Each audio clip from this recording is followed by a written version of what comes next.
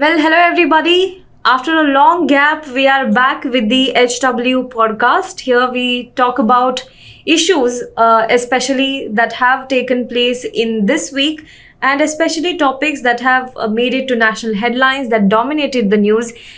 So today, first of all, as I said, welcome, because welcome to us also, welcome to you also. It has been long for us. And here with me today is our managing editor, Mr. Sujit Nair. He has joined us after a long gap, and he is also doing his editorials once again. So please go to HW News English and check out the editorials also. And we have with us our colleague from HW News Hindi, Vinay Mishra. So Vinay, Sujit sir, both of you, welcome to HW podcast. So today, Vinay, what exactly are we going to talk about? आरती, हम आज 2-3 विषयों पर बात करने वाले हैं। एक जो राजनीति से जुड़ा विषय है वो यह है कि नितिन गडकरी जिस तरीके से उन भारतीय जनता पार्टी के भीतर उनके कद को छोटा किया जा रहा है, या फिर एक तबके की ओर से यह भी कहा जा रहा है कि उनके पर कतरे जा रहे हैं। तो उस विषय पर हम आज थोड़ी बहुत बातचीत करेंगे। और एक हमारे समाज के लिए एक ऐसी कह सकते हैं कि शर्मनाक घटना हुई है, जो गोधरा की रहने वाली बिल्किस बानो हैं, उनके जो दोषी थे उनको जिस तरीके से रिहाई दी गई है गुजरात सरकार की ओर से, तो उसके भी कुछ पहलुओं पर हम आज अपनी बात रखेंगे। Well, these are the two topics that we are going to talk about today. Sujit sir, would you like to say something before we get into the topic? No, Bilkis Bano has put our heads down in shame, so there's no question about that. And it is possibly one of the worst things that has happened, at least in my mind, in the recent past. Not in the recent past, for the last maybe century. I mean, this is one of the worst things that has happened. This is my personal view, of course. I don't. This is not the view of the channel, but it is my personal view that it is possibly one of the worst things that has happened in India in the last 100 years. Well, the way we look at it is the way these convicts were released by a panel that was formed by Gujarat government. I think many of you must have also seen that video clipping in which one of the MLAs belonging to that area, I think his name was some Rahul Ji. He also commented on the character of the convicted persons. He said that their behavior and their character inside the jail was good. They were all Brahmins. He also mentioned that their caste was also mentioned, and he also sort of tried to justify their release by stating their caste and their good behavior inside the prison. But I think the one point that we miss here is how Bilkis Bano has suffered over the years. I mean, for a victim to go through what all she went through, I think we have all talked about it enough, so I won't be repeating what exactly she went through on that unfaithful day during the Godhra communal riots. But that being said, what she went through and what she is going through still is something that we have to consider when we talk about the release of the convicts. It cannot be just about the convicts being released and their good behavior. It also has to be about the victim who suffered because of their deeds. बिल्कुल, जिस पीड़ा को उन्होंने सहा, फिर उनकी लड़ाई भी इतनी आसान तो नहीं रही थी। बिल्कुल काफ़ी कुछ उनको मतलब लड़ना पड़ा न्याय के लिए। न्याय मिला, उसके बाद में इस तरीके से जो दोषी हैं वे फिर से मतलब ऐसा भी नहीं है कि मतलब वो अब उनका आमना सामना भी हो सकता है। कई बार वो जेल से रिहा होने के बाद में उसी क्षेत्र में, उसी इलाके में रहते हैं, तो हो सकता है कि कभी आमना सामना हो जाए। तो वो जो एक पीड़ा रही होगी, जो उन्होंने इतने सालों में भूलने की कोशिश की होगी कि जो हो गया सब कुछ वो बीत गया, लेकिन जब उनके चेहरे वे वापस देखेंगी तो वो एक जो ऐसा होता है कि आप एक घाव में एक मिर्च कुरेदने का काम वो करेगा।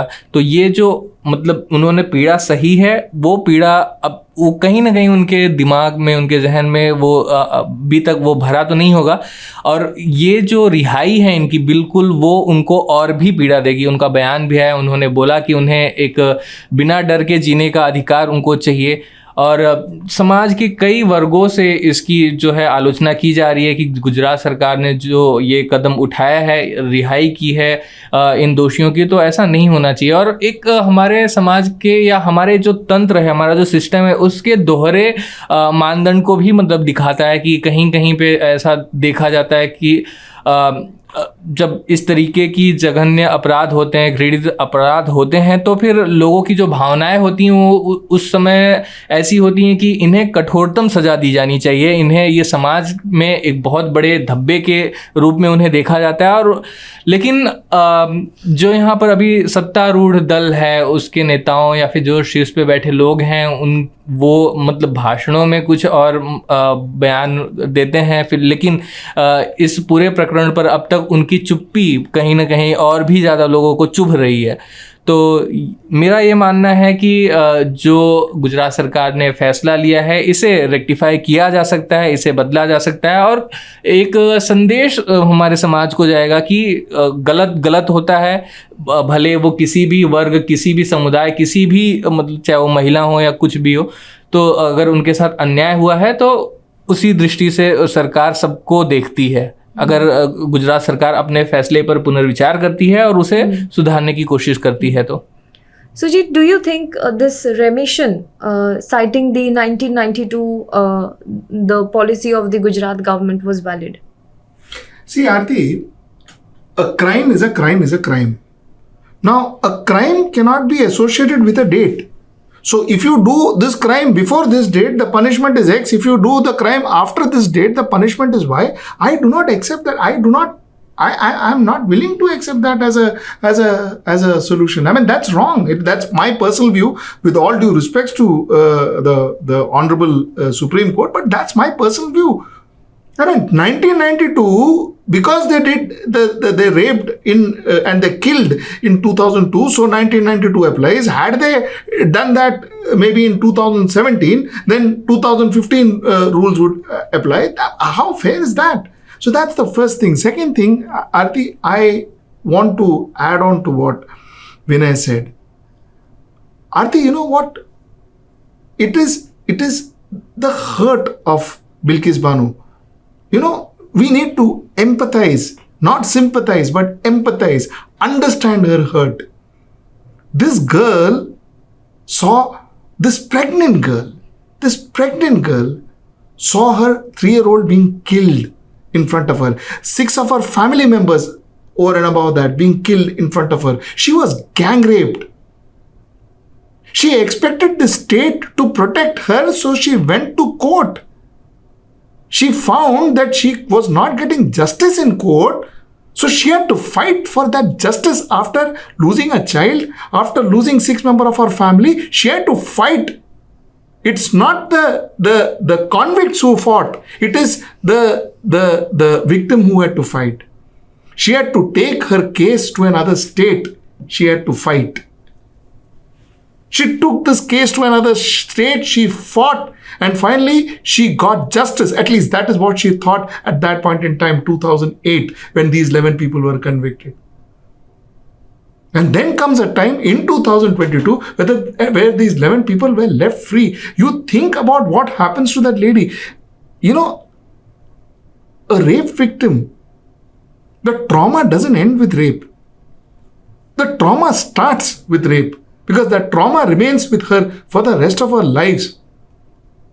As a civil society, what our job is to ensure that you heal your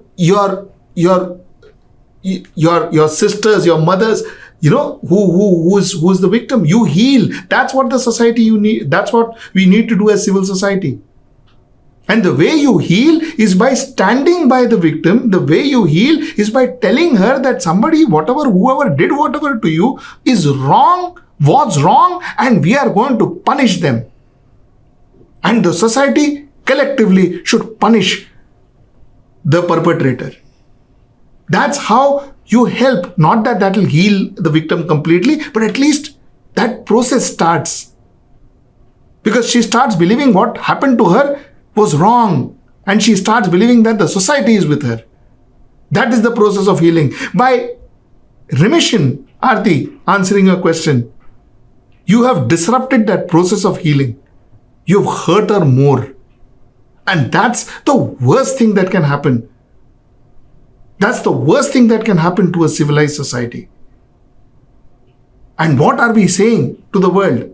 That you can rape, you can kill, and when there's a way out, the government will let you out. Is that the message that you're sending to people? That's the question I would ask, and that's what hurts me more. And that's why I said I think a lot of people tell me that I overreact when I say that it is possibly one of the worst things that has happened in this century in this country. And I say it is one of the worst things that has happened in this century for the simple reason that, we can't protect our child. If we can't protect our girl child, what society are we? If we can't take care of a girl child, what society are we? If we can't take care of the safety of a girl child, what society are we? So that's my point of view, Arti. Well, and I think what personally hurt me is the double standard of the society. Members, I think during Nirbhaya, and rightly so, I remember I was in college, you must be in college also. I remember even the college students speaking up about this. Every day we used to talk about what happened and how it was wrong, and how collectively people also took part in protest, candlelight marches, and so that the perpetrators were brought to justice. Ensured that there is enough pressure on the government to bring the culprits, to catch the culprits and bring them to justice. There were social media campaigns, as I said, candle march and protest by the student bodies as well, civil society as well. This time around, however, we see there are only few voices that are cropping up and talking about this. From Nirbhaya to Bilkis Bano, what changes? It's the women ultimately who are suffering. We ensured justice in Nirbhaya's case. Here, in this case, the justice was disrupted. And what are we doing? We have all seen the videos of those convicts being welcomed back into the society. They were garlanded, they were fed sweets. There was almost a celebratory mood there when they were released. So, how can we accept this as a civilized society? बिल्कुल यही एक बड़ा सवाल है कि एक समाज के तौर पर हम इस तरीके के जो मानसिकता है इस तरीके की उसको कैसे स्वीकार कर पा रहे हैं, और ये बहुत एक चिंता का विषय है। और ये हमें सोचने पर मजबूर कर रहा है कि हमारे समाज में, हमारे लोगों के साथ में, हमारे बहुत कुछ एक गड़बड़ हो रहा है जो हमें समझ में नहीं आ रहा। अगर हम ऐसी चीज़ों को देखते हुए, सुनते हुए उस पर ना कुछ प्रतिक्रिया दे पा रहे हैं, हम चुप बैठे हैं, तो एक ऐसा एक अंदर ही अंदर एक सवाल पैदा होता है कि ये हम किस ओर बढ़ रहे हैं। और वो तो जवाब नहीं मिलता, लेकिन ऐसा आभास ज़रूर होता है कि हम कहीं ना कहीं बहुत ही एकदम गंभीरता से कुछ ना कुछ तो गड़बड़ हो रहा है हमारे साथ में, जो हम चुप हैं और इसके लिए ज़्यादा आवाज़ नहीं उठा रहे हैं या फिर मांग नहीं कर रहे हैं। बदला कुछ नहीं आती। तो अगर निर्भया केस के बारे में बात की जाए या फिर अभी के जो पीड़ा थी एक रेप विक्टिम के तौर पे, वो खुद वही समझ सकती हैं, उसके बारे में क्या ही कहा जा सकता है। लेकिन ये जो लोगों की जो आवाज़ थी, जिन्होंने सरकारें या फिर हमारे जो एक न्यायपालिका पर भी थोड़ा बहुत प्रेशर आया था कि एक जो उनको सज़ा मिले उससे एक मिसाल पैदा हो लोग, ताकि इस तरह की घटना दोबारा ना दोहरा सके। लेकिन यहाँ पर ऑलरेडी घटना हुई है और जिस तरीके से दोषियों को बरी किया गया वो वाकई मतलब ऐसा लगता है कि भयावह है। जी, the whole point is, the concluding point here is that the administration, that the competent authority should take note of this and should ensure that people's faith in justice is not shaken. I think that would be the concluding point. बिल्कुल यही कि अभी भी ऐसे supreme court में भी मामला जाना है, सरकार भी पुनर्विचार कर सकती है। तो उम्मीद है कि कुछ इसमें सकारात्मक कदम उठाए जाएंगे और एक जो पीड़ित है उसे और पीड़ा नहीं सहने दिया जाएगा, उससे जो न्याय मिला था वो उसके साथ रहने दिया जाएगा, उसे बिना डर के जो भी उसकी बची कुची जिंदगी है वो व्यतीत करने दी जाएगी. Well, I think Vinay made a very valid point that her dignity was snatched from her. Her bodily autonomy was snatched from her when she was raped in 2002. At least what we can do as a society, at least what we can do as a civilized nation is not snatch the justice that was given to her by the courts of this country. Let's move on to the next topic. The next topic is about the what do you say, the removing of Gadkari from the topmost political body in BJP, the Bharatiya Janata Party. I think one very interesting incident about Nitin Gadkari is that the Bharatiya Janata Party once even amended its constitution, made some changes to its constitution to make Nitin Gadkari to extend his tenure as the president of the party, and it happened just maybe 10 years ago or so. And within 10 years, you see how politics changes. Within 10 years, now we have seen that he is out of the topmost political body in BJP. Sujit, I would like to ask you this. What do you think about this removal of Nitin Gadkari from BJP's parliamentary board? Is it a sign for coming times? Okay, I'll tell you about this. This is very interesting. You need to give me 2 minutes for this, because you see, if you actually see, every political party, it grows so big that the other political party or the opposition party is no longer relevance to them. But normally the breakup happens from within. I will tell you what I mean by this. Indira Gandhi and Congress became so big in the 70s that she was almost impregnable. She was impossible. She couldn't be defeated. Where did the problem come in from? Of course, there was Jayaprakash Narayan, but then people like Morarji Desai, who were in Congress, who were senior leaders in Congress, went out and made Janata Party, defeated Congress. Correct? We also saw that during Rajiv Gandhi. Rajiv Gandhi was almost, dominating. There was no opposition in the parliament. It was only Congress and Congress. There was no opposition, absolutely no opposition. Where did the opposition come from? Not from an opposition party or an ideology. Opposition came from VP Singh. Opposition came from VP Singh, and VP Singh disrupted that party and started and got Janata Dal and the third front experiment operational. So, BJP as a party is a party who does not think about tomorrow, it thinks about the day after. It's always a party that has its vision on the future. Number one. Number two is, like everybody says, it's constantly in election mode. Now let's look at Bharatiya Janata Party. Bharatiya Janata Party too, if you see, then the opposition is almost not there. India is becoming a single party democracy. There is no opposition. So then where will the opposition come from? Opposition will come. But where will the opposition come from? From within. And that is exactly what Bharatiya Janata Party just dismantled, just got rid of. That opposition that could have come from within that political party, and that opposition was Nitin Gadkari. That opposition was not so much so Shivraj Singh Chauhan, but Shivraj Singh Chauhan was, I think, collateral damage.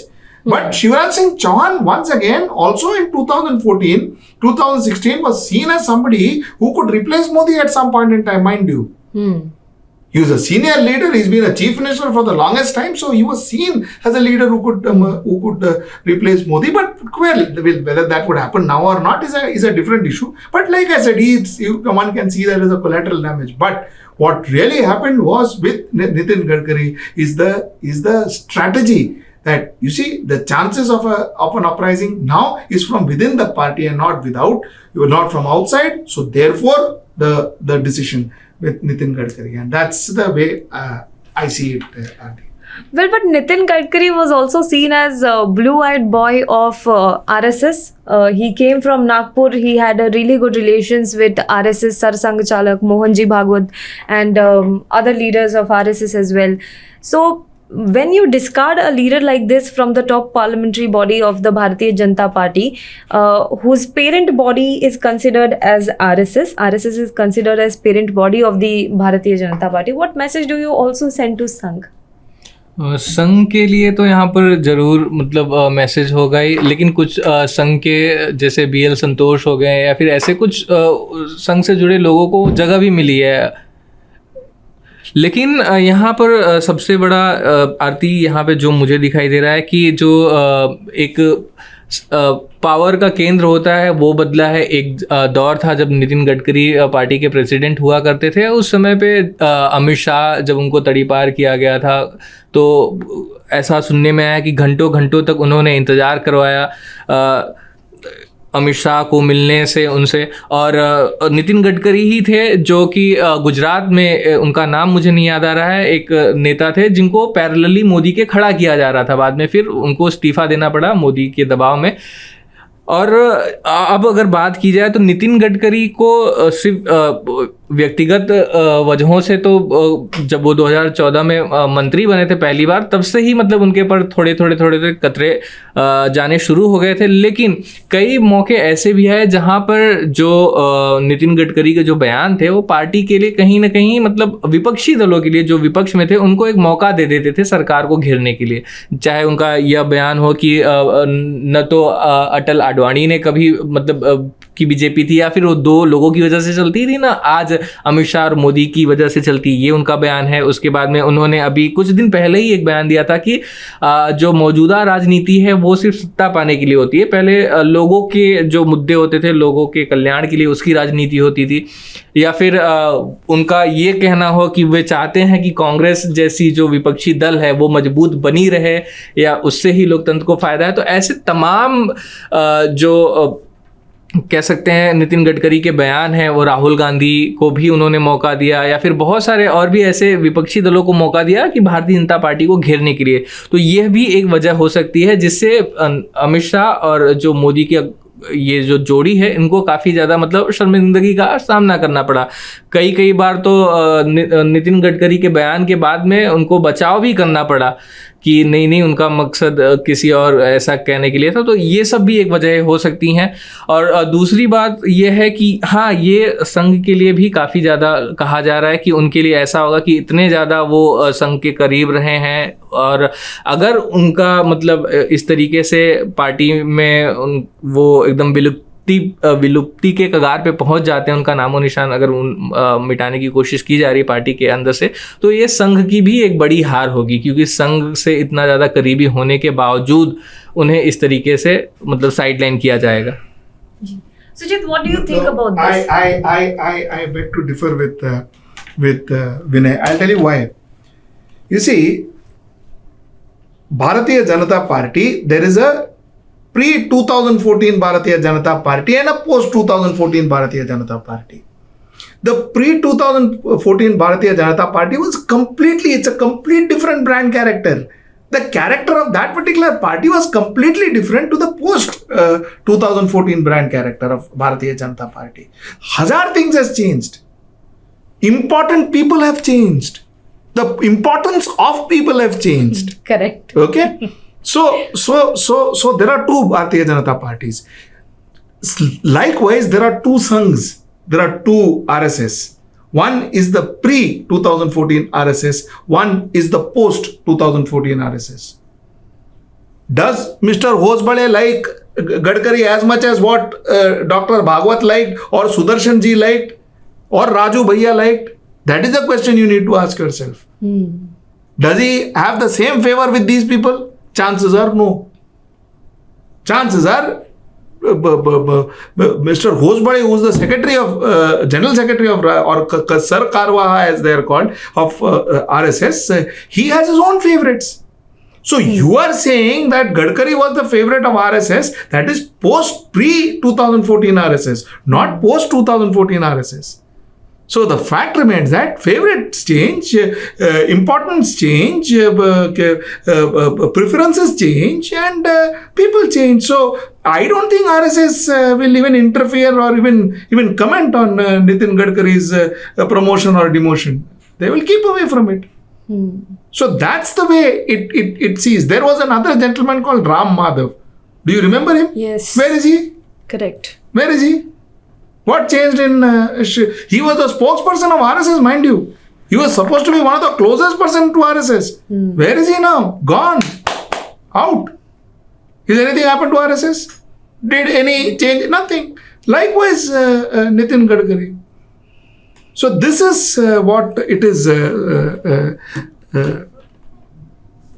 Well, but one thing I think everybody is missing out on, or maybe people are not talking much about it, is the non-inclusion of any chief minister, any sitting chief minister in the parliamentary board. I think generally they have a precedent of including one of the sitting chief ministers of the Bharatiya Janata Party, and this time it was sort of expected that Yogi Adityanath might get that position.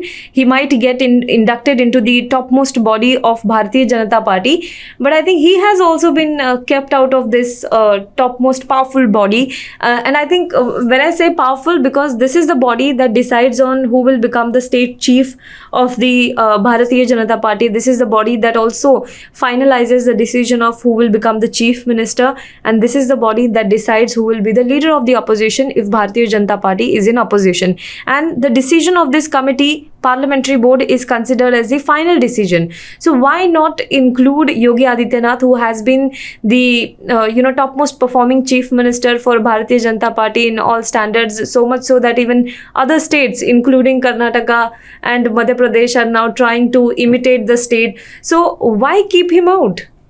ये एक बड़ा सवाल है आरती, कि ऐसा कयास लगाया जा रहा था कि योगी आदित्यनाथ को शायद मतलब संसदीय बोर्ड में जगह मिल सकती है, लेकिन उन्हें नहीं मिली है। और इस बार उन्हें क्या किसी और भी मुख्यमंत्री, चाहे शिवराज सिंह भी हो, वो भी मतलब सीनियरिटी में उनसे आगे हैं, या फिर और भी जो दूसरे मुख्यमंत्री हैं भारतीय जनता पार्टी के किसी को भी जगह नहीं मिली है।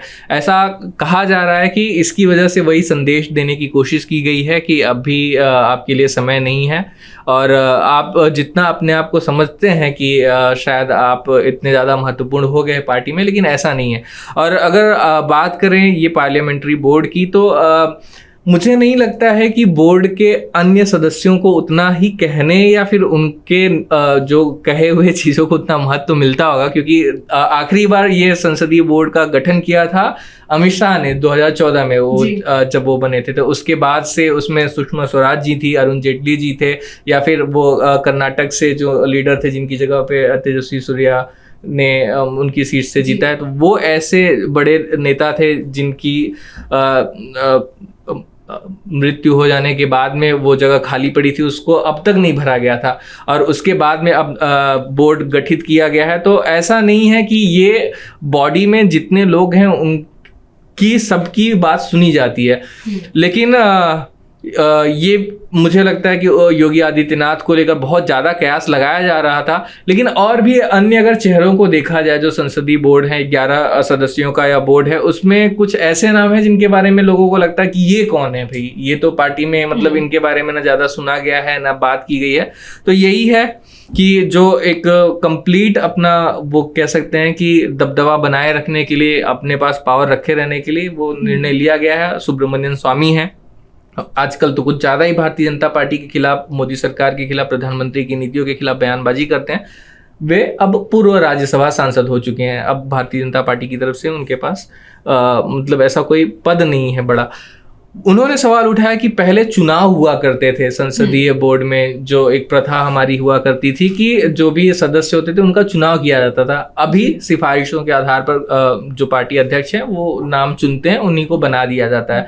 तो एक तरह से जो पहले भारतीय जनता पार्टी में जो एक लोकतांत्रिक प्रक्रिया का पार्टी में पालन किया जाता था, उसमें भी कमी आई है। No election, only selection of these people. But Sujit, what do you think with this, with ouster of Nitin Gadkari from the topmost body? He has been one of the top performing ministers in the Modi cabinet as well. So people expected, like Vinay said, rightly said, that some of his statements also embarrassed the government, but not like that any other ministers or any other leaders of the party did not do so. But you have a top performing ministers, and he also seems to be from the Advani camp. He is a Advani era leader. He has loyalty towards the Advani camp. Other Advani era leaders, including Sushma Swaraj, Arun Jaitley, are not there now. So he was the last person of Advani camp. So this was also, do you think, attempt to get rid of Advani influence in any sort on the BJP? No. Advani is gone, over. As far as BJP is concerned, his brand is over, his clout is over, his era is over. So that's as far as Mr. L.K. Advani is concerned. See, Arti, you see, politics, there is something called as character. Okay, let us look at Congress. Congress was a very democratic party once upon a time, mind you, very democratic party. Okay, and then came independence, and then came Congress rule, and then came Congress rule, and then again came Congress rule, and then again came Congress rule, and all of a sudden, Congress as a party started as a very democratic party to a party which is absolutely undemocratic, because it became a ownership party of the Gandhi Parivar. Okay? It happened. This is exactly what is going to happen of Bharatiya Janata Party. When Bharatiya Janata Party started off in the 80s, they were very democratic, super democratic party. It was supposed to be the party with a difference. And then they grew, and then they grew, and then they grew, and now they are what they are, and people say that they are going to remain here till 2044 and all of that. Obviously, the democracy goes. So as the party becomes more powerful, the first thing power takes away from the party is democracy, and that's exactly what you're seeing. So that's the party number one. Now, mind you, then, like I told you, in 80s, Bharatiya Janata Party was called a party with a difference. Today, Aam Aadmi Party calls itself a party with a difference. Believe me, if they get power and they come into power, and when they grow and they grow and they grow, the first thing that's going to go out, which I think has already gone out of Aam Aadmi Party, is democracy, is elections, is will. Bhai, it is like this. Vote किसके नाम पे आता है? नरेंद्र मोदी के नाम पे आता है या अरविंद केजरीवाल के नाम पे आता है. सो ऑब्वियसली वोट अगर इनके नाम पे आता है तो जो वो कहेंगे वो होगा.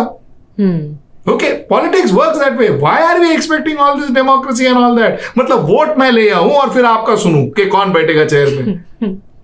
Think about it. Why are we being unreal? Let's be real. I mean, this is the way the world is working. So that's how it is. तुम वोट ले आओ, तुम्हारे नाम पे वोट ले आओ, और फिर तुम करो जो करना है.